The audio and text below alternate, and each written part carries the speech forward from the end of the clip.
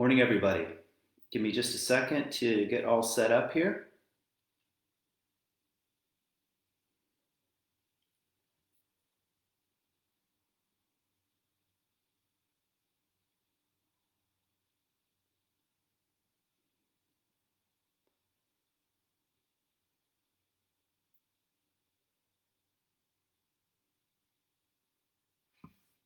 And let me know if you're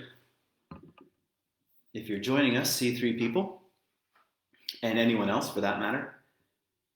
Just having a little bit of trouble posting it on my own Facebook page, but I might have to do that a little later.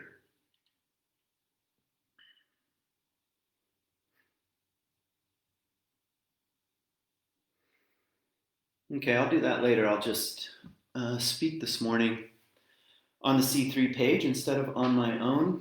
Let me go ahead and get Instagram all set up as well.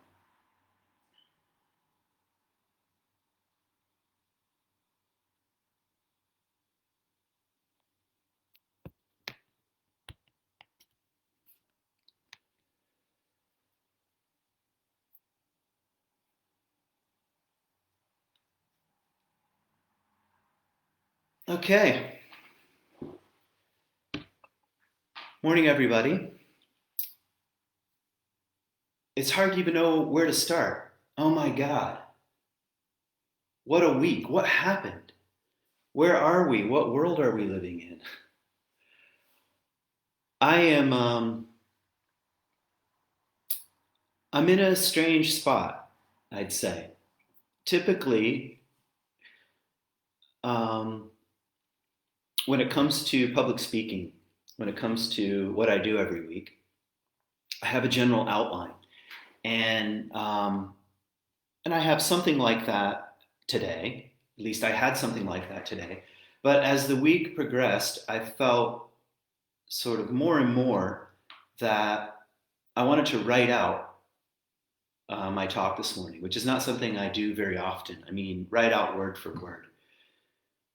Because I'd like to say some things this morning in a way, in the best way that I know how. So I want to actually read my talk this morning, which is very unusual. I'd say once every 2 or 3 years, I have this feeling that, no, I want to write it out, get as clear as I can about what's stirring, and say it in the best way I'm able. And writing is is a very different kind of discipline, of course, than just public speaking. So a bit of a combination this morning. So I hope you'll stay with us. I hope you'll stay for the remainder of what I have to say this morning. And I guess without a lot more introduction, I think everything's working. The gram and Facebook. I'll get going. So here's my talk, and the title of this morning's talk is called Meaning Matters, a Manifesto for the Moment. It's a lot of alliteration. Meaning Matters, a manifesto for the moment, for right now, for this month, in this year. In the next few weeks, our neighbors, friends, and relatives are going to vote, or choose not to vote for all kinds of reasons. People with values and ideas, stories and backgrounds, hopes and heartaches will exercise their civic responsibility. We will be carrying with us many contradictions and complexities, with plenty of shadow and light when we enter the solitude of the voting booth or fill out our ballot alone at the kitchen table. No more shouting, finger pointing, pundits, family pressures, or pastors to look over our shoulders. It's about the only place left in public life where we can expect a moment of solitude that cannot be live streamed or exploited on social media. Some will vote for Trump, some for Biden, and some for some alternative. I like to think of Ken Wilber, who says, no one is smart enough to be 100% wrong. And I think this applies to candidates and to voters. This act of voting, something our ancestors argued for and fought for, is important. I wouldn't call it sacred, as if it takes the place of religion, as it seems to be doing for so many in this country, with all the trappings of doctrine, word policing, blind devotion, scapegoating heretics, and tribal consciousness. In other words, religion at its worst, not at its best. Voting is one act we take in our democratic responsibilities. And it matters who is governing, of course. It affects real people. The laws and policies are not theoretical. We give away the power to govern with our votes, but who is governing is always, always, always impermanent. When we step out of the voting booth, the landscape of our neighborhoods, in other words, who is living next door, who is living in the neighboring zip code, will not have changed. We will still have to live next door and sit at the lunch table or answer emails or scroll past a high school friend's Facebook rant. What seems to be at stake is not whether or not some personality reflects the soul of America. The personalities right now, meaning the personalities of those running for office, are so invested in their self-righteous ideological camps, they're acting like junior high name callers.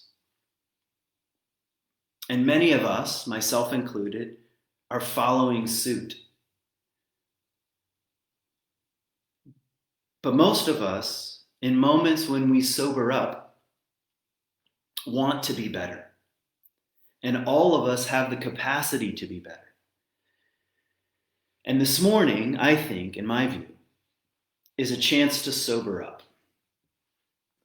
The President of the United States of America is sick with a disease that has killed 200,000 Americans.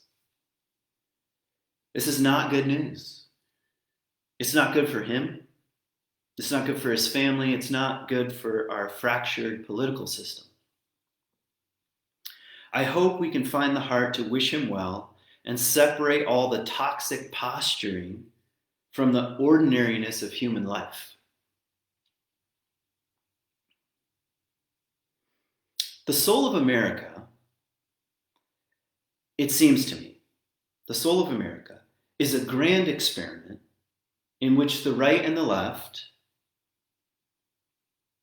which we know to be partly rooted in temperament, in the human brain, in brain chemistry even, are encouraged to wrestle with laws, policies, ideas now, right now, and forever.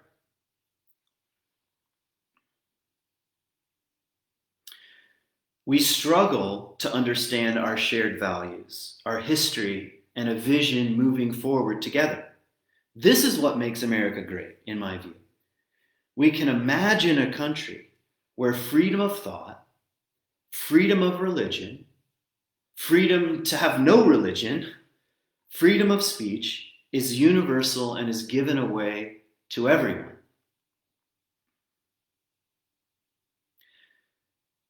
We have always known that too much power corrupts and that the powerful take advantage of the marginalized. Everybody knows this. So we need voices that remind us and even demand we must change. And we have always known that if we burn down all the laws and stories and structure that carry a culture, we will be left with ashes and chaos. So we need voices that remind us and even demand, slow down, we need some order. It has always been a dance between chaos and order. Personally, I am more liberal by temperament. On the Big Five personality test, I'm very high in openness and very, very low in conscientiousness. You'll have to look up these words in the Big Five to see exactly what I mean. This means I'm more likely to have a liberal outlook. I didn't choose this, not really. It means I am a natural critic of fundamentalism, which I hope I can apply to the right and the left. But my temperament, my personal temperament, does not make me more enlightened or smarter or that I understand better the complex nature of our culture. It just means I have a point of view. That's it. Shaped by my education and history and exposure and social life, just like everybody else. My point of view needs to be in conversation with other points of view. That's what it means to be a thoughtful citizen. It's true that right now, basic human decency has been eroding in this country. We name call, we belittle, we send anonymous messages, we delight in putting others down. Our media, which is really a giant marketing monster, more interested in ratings and hyperbole and division than in civil conversation. But we are not obliged to behave like this. We are not destined to become ideological puppets. We know from the 20th century that blind adherence to ideology kills people and harms the earth. We know that ideology is like being possessed by an energy, like a mob, and it's contagious. And this happens on the right and the left. In my view, before we can engage in the complexities of civil discourse and politics, something like a searching, moral, and spiritual inventory is needed, something I've been talking about for the last couple years.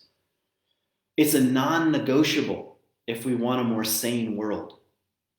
As Jesus said, take the plank out of your own eye. It's hard work detaching from blind ideology, in part because it's hard to see when we're caught up in it. This week, no surprise, I thought of something Jung said. We used to regard foreigners, this is a quote from Jung, we used to regard foreigners as political and moral reprobates.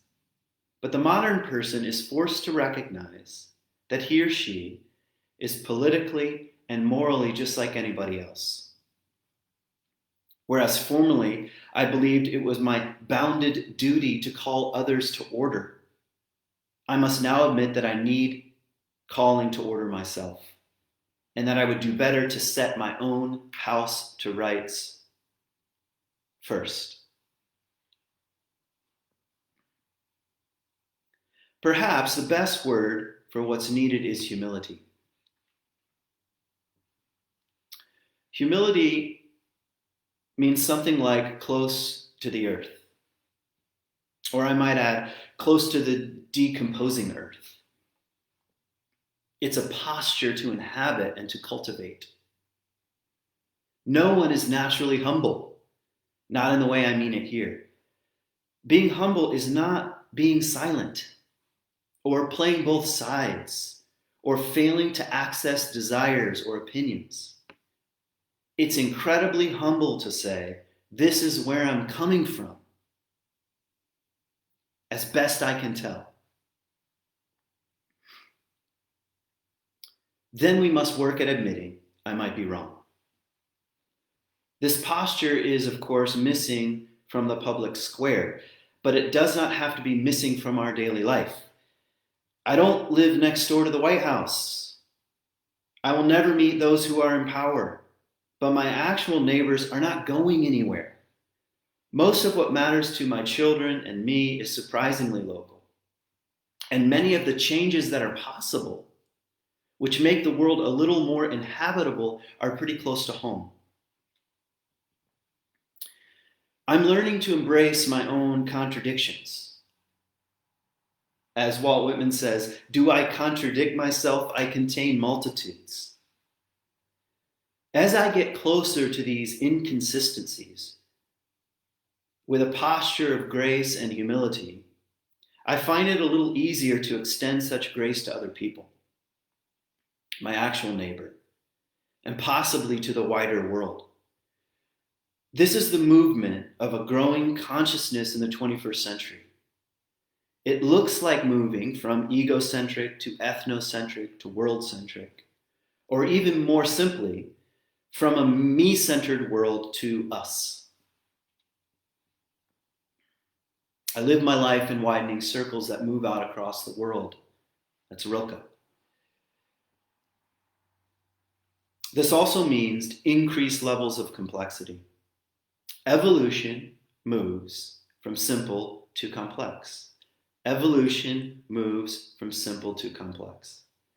And that's the way it is. We cannot go back to the womb. We cannot go back to Eden. We cannot go back to a simpler time, some childhood fantasy, as much as we might like it. Religion, of course, is changing. Demographics are changing. Our kids are marrying outside our tribe, so to speak. The planet is changing. The way we communicate and shop and educate is all changing. It's a bit frightening. And this is the great challenge, to face these changes. We need more people, average people like us, to square up to these complexities. We can no longer live as if the other, meaning any other, will simply go away or be defeated.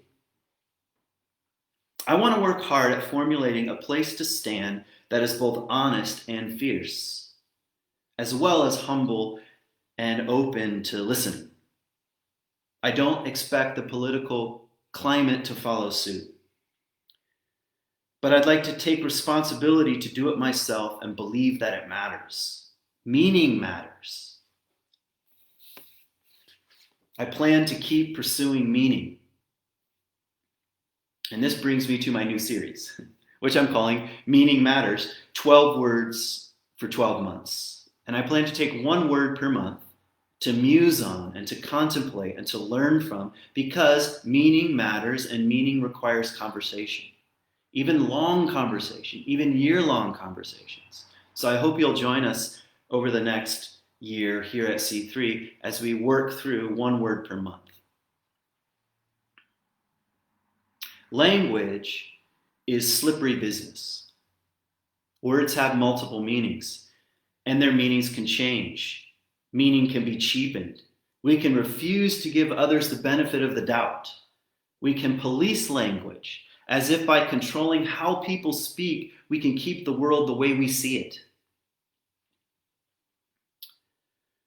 We all know that cultural discourse is full of falsehoods, lies, inaccuracies, and marketing ploys.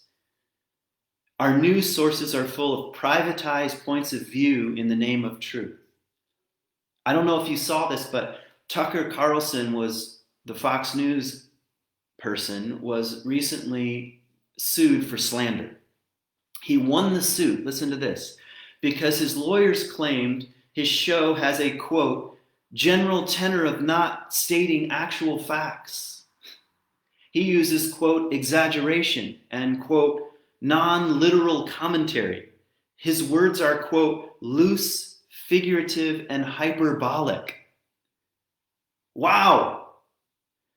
This sums up most of the internet and most news sources. Now, I'm a fan of the figurative and the hyperbolic, but everything has its place here. So the first word I'd like to come to in the coming month is the word wonder. And right now, I'd like to offer very little in way of definition or explanation or long quotations from someone else. I want to end with just 4 questions. And here they are. What is wonderful to you? What is wonderful to you? What provokes wonder, in other words? Here's question number 2. What's your relationship like to wonder? What's your relationship like to wonder? Here's question number 3. When was the last time you really stood in a place and felt the wonder of existence? When was the last time you stood in a place, any place, and really allowed yourself to feel the wonder of existence itself? And here's the final question that I don't intend to answer. Why would we need this word, wonder? Why would we need this word right now, this week, this month, this year, in these times? I want to thank you for being a part of this emerging conversation that we're having at C3. Thank you, those on the inside of the community, our regular listeners, those who support C3. I cannot thank you enough. And thank you, those who are on the fringes, who join online, who listen online, who participate online. I hope you'll feel like a welcomed part of this community. So that's my talk for today. All written out, typed out and everything. I actually typed out words. So I hope you heard a hint, a guess, a clue. I hope something provoked you, challenged you, inspired you. And I hope to see you back in this format in the near future. Blessings, peace. Hang on for the music on the C3 page. And I wish you all the very best.